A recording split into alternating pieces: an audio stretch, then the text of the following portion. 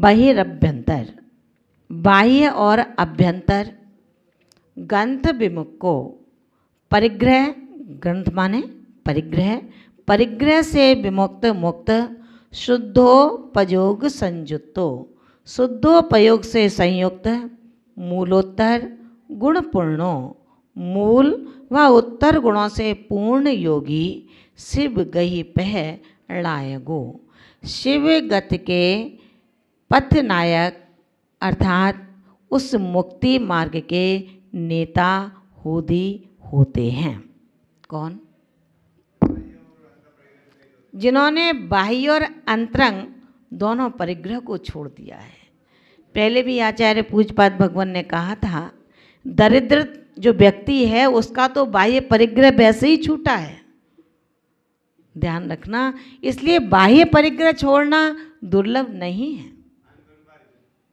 बाह्य परिग्रह छोड़ना दुर्लभ नहीं है, क्योंकि जो दृश्यमान है, जो चक्षुमान है, उसको आपने दूर कर दिया और किसी कपाट में बंद कर दिया।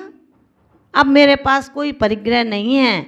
आचार्य भगवंत कहते हैं कि जिसने शुद्धोपयोग से संयुक्त होकर के मूल और उत्तर गुणों का पूर्ण अभ्यास कर हस्तगत कर लिया है, अंतरंग बाह्य परिग्रहों का त्याग कर दिया है, ऐसा आत्मा मुक्ति मार्ग का नेता बन जाता है।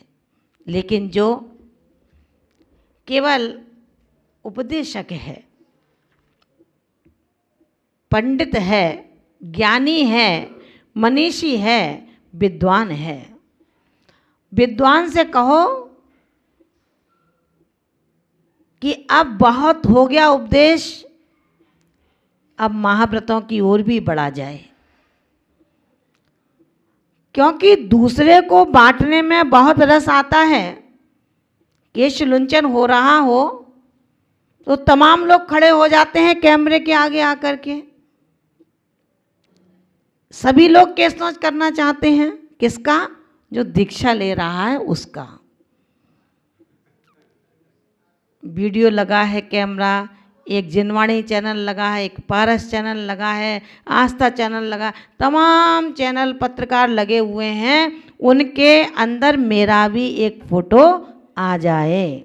आचार्य भगवंत कहते हैं क्यों चिंता करते हो, बैठो ना दीक्षा लेने के लिए, किंचित नहीं, थोड़ा नहीं, पूरा फोटो दो।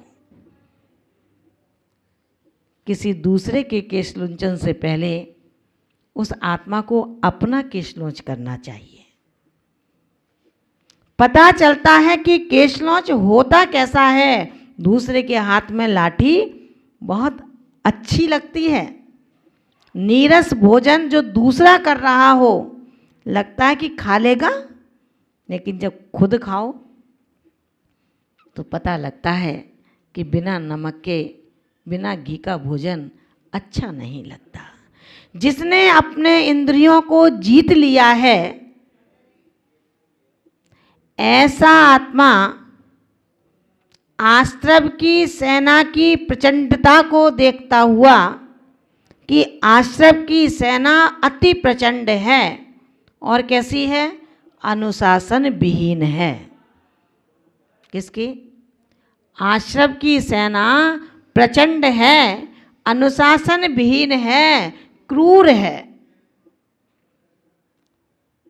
और घुसपैठी है, जबरन घुसता है, मनमानी करता है, जबरन आता है, हंसता रहता है, उसके मन में किंचित भी खेद नहीं है कि मैंने कुछ गलत किया है, और सिर उठा करके चलता है। ऐसे आश्रव की प्रचंडता, अनुशासन विहीनता को देख करके वो समरसी योगी कहता है कि ऐसे घुसपैठिए से अपनी रक्षा कर। अगर ये आश्रव तेरे आत्म प्रदेशों में प्रवेश कर गया तो तेरे रत्नत्रय धन को ये छिन्न भिन्न कर देगा, तहस नहस कर देगा। इसलिए जो तेरे पास में है लेकिन तेरा नहीं है, 10 प्रकार का परिग्रह, क्षेत्र, वास्तु, हिरण्य, सुवर्ण, धन, धान्य, दासी, दास, कूप और भांड। 14 प्रकार का परिग्रह, मिथ्यात, क्रोध, मान, माया, लोभ, हास्य, रति, अरति, शोक, भय, जुगुप्सा, स्त्री भेद, पुरुष भेद, नपुंसक भेद। इन परिग्रहों से जो मुक्त है, रहित है। ध्यान रखना, अपने अपना दर्पण को जो आवृत हो रहा है उसका आवरण हटाना। कांच पर एक पर्दा लग जाता है, लोग लगा देते हैं जिनके घर में बहुत ज़्यादा सफाई और बहुत अच्छा जिनको बनाना है अपना घर, वो कांच पर भी एक पर्दा लगाते हैं, झिलमिल झिलमिल पर्दा। उसको हटाना पड़ता है चेहरे को देखने के लिए। हमारे आत्मा रूपी दर्पण पर भी ऐसा आवरण पड़ा हुआ है, बिना निरावरण किए उसमें हम अपने पाप रूपी चेहरे को, पाप रूपी क्रिया को कभी देख नहीं सकते हैं। इसलिए हमें उस दर्पण को के आवरण को हटाना पड़ेगा। उसमें जाकर के देखें कि मूल और उत्तर गुणों के जो पूर्ण आलम्बन को ग्रहण कर चुके हैं, जिनको मूल गुण उत्तर गुण पालने का अपना एक ऐसा लक्ष्य बना लिया है, और यही कारण है कि पूर्ण शुद्धोपयोगी मुनि मोक्ष मार्ग के नेता बन जाया करते हैं। आत्मा के, शुद्ध आत्मा के बल पर, शुद्ध आत्मा के बल पर जिन्होंने अपने आप को संयम में स्थिर कर दिया है, संयम में चलायमान नहीं है, जो संयम में अपने स्वरूप में स्थिर हो चुके हैं, सुख दुख में जो समचित्त हैं, कांच कंचन में जो शांत स्वभावी हैं, मित्र और शत्रु में अभेद भावी हैं, ऐसे इष्ट अनिष्ट पदार्थों में जिनका कोई संयोग वियोग की भावना नहीं है, हर्ष विषाद को जिन्होंने त्याग कर दिया है, समता समरसी वो आध्यात्मिक योगी अब केवल जब वचनों को भी बोलता है तो नाप तौल करके बोलता है। आचार्य भगवंत कहते हैं ऐसा परम शुद्धोपयोगी मुनि मुक्ति मार्ग का नेता होते हुए अपने आप को हर किसी से बचाने का लक्ष्य करते हैं। उनको आगे का, पीछे का, बाजू का, आजू का देखने का जहाँ कोई लक्ष्य ही बाकी न रहा हो। आचार्य भगवंत कहते हैं इसीलिए सबसे पहले साधक को सम्यक दर्शन की साधना अति आवश्यक है। 146वीं कारिका में सम्यक दर्शन की साधना आखिर कैसे हो सकती है? केवल आहार देना सम्यक दर्शन बन गया क्या? अध्ययन करना सम्यक दर्शन बन गया क्या? आचार्य भगवंत कहते हैं जम जाय जरा मरणम दूह दुष्ट बिसाहि बिस विनाश यरम शिव सुहला हम सम्मम संभावै सुनै साहै साहू। जम यानी जो, सम्मम सम्यक्त, जाई जरा मरणम जन्म जरा मृत्यु, दुह दुष्ट बिसाही विष विनाश यरम दुख रूपी दुष्ट विषधर सर्प के विष को विनाश करने वाला है। क्या? जो सम्यक्त जन्म जरा मृत्यु दुख रूपी दुष्ट विषधर सर्प के विष का विनाश करने वाला है। शिव सुह लाहम, शिव सुख का लाभ प्राप्त कराने वाला है। साहू साधु संभावई उसी सम्यक्त की भावना करता है। सुनहि उसी के बारे में सुनता है, साहे और उसी की साधना करता है। अब विचार कर लेना, सम्यक दृष्टि है ना अपन तो यहाँ पर।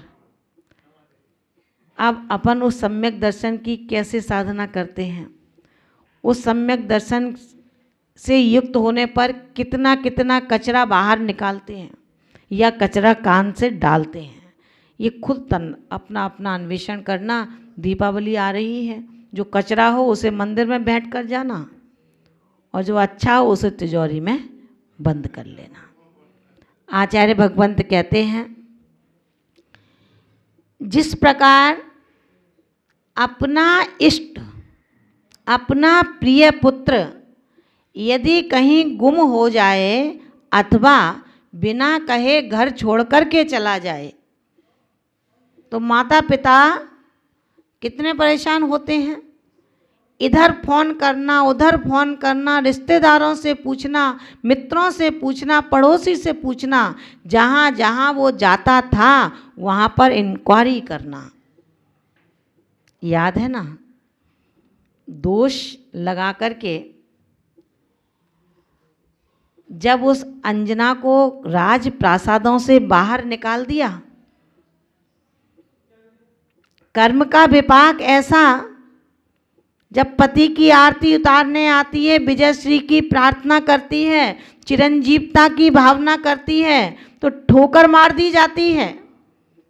और वही अंजना जब 22 वर्ष का काल पूरा कर लेती है तो चकवा चकवी निमित्त बन जाते हैं कि एक रात नहीं रह सकते।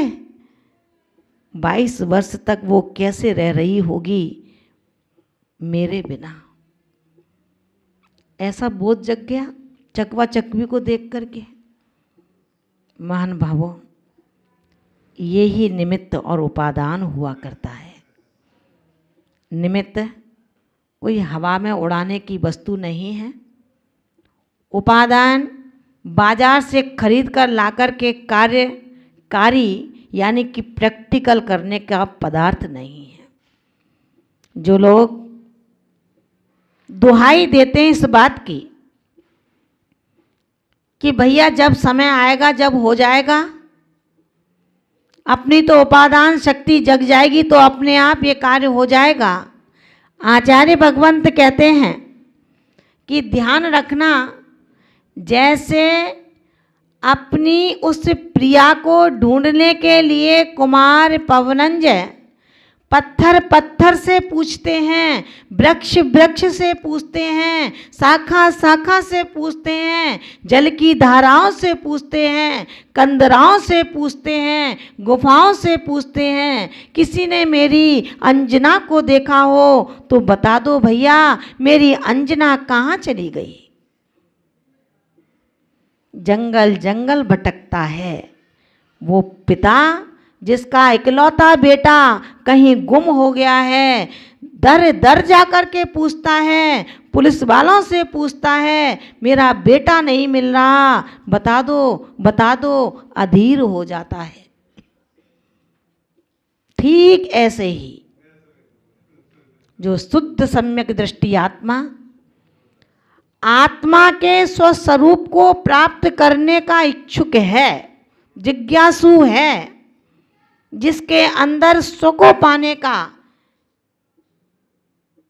एक ऐसा उत्साह जग गया है, अब उसे दुनिया अच्छी नहीं लगती, अब उसे परिवार अच्छा नहीं लगता, अब उसे मित्र की या शत्रुता की बातें सुनने में मन उसका नहीं लगता। ऐसा वो आत्म जिज्ञासु हर प्रकार से, हर किसी से विद्वानों की खोज में रहता है और कैसे आत्मा का द्रव्य प्राप्त कर पाऊं, कैसे आत्मरंजित हो पाऊं, कैसे अन्वेषण करूं अब मैं स्वस्थ होने का। अब तक तो स्वस्थ होने के लिए डॉक्टर के यहाँ जाता था, लेकिन अब स्वस्थ नहीं होना, अब स्वस्थ होना है। अब स्वस्थ नहीं होना, अब स्वस्थ होना है। जो स्व में स्थित हो जाता है वो बहुत बड़ा वैद्य बन जाता है, बहुत बड़ा डॉक्टर बन जाता है। याद है ना, कोड़ फूट फूट कर गिर रहा था। प्रशंसा की सौधर्म ने। परीक्षा लेने आए दो देव, उन्होंने कहा आप मुझसे उपचार करा लो, आपका कोढ़ ठीक हो जाएगा। करा लिया क्या है?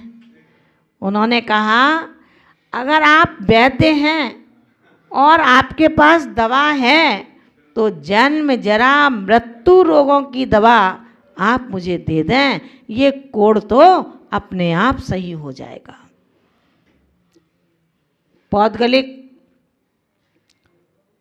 परमार्जन के लिए वो आत्मा कभी छटपटाता नहीं है, लेकिन वो परमार्जन इतना आसान नहीं है जितना शब्दों से कह दिया गया। जब सिर में भयंकर दर्द होता है तो सामायिक भी नहीं हो पाती, पैरों में भयंकर दर्द होता है तो आसन से हम 48 मिनट की सामायिक नहीं कर सकते, लेकिन शब्दों से कहने में आता है कि ये पुद्गल की व्यवस्था है, ये आत्मा की व्यवस्था नहीं है।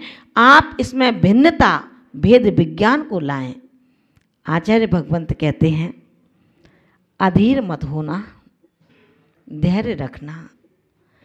अगर आपने पहली स्टेज पर, पहले कदम पर, प्रथमा चरण में ये सब सोच लिया तो आप टूट जाओगे, आप फूट जाओगे, नष्ट भ्रष्ट हो जाओगे। आपको सामायिक के समय यदि भयंकर पीड़ा है तो हो सकता है आपको अवलंबन लेना पड़े, लेट कर के सामायिक करना पड़े। तो आचार्यों ने ये भी कहा है कि जब मन से साधक बैठा है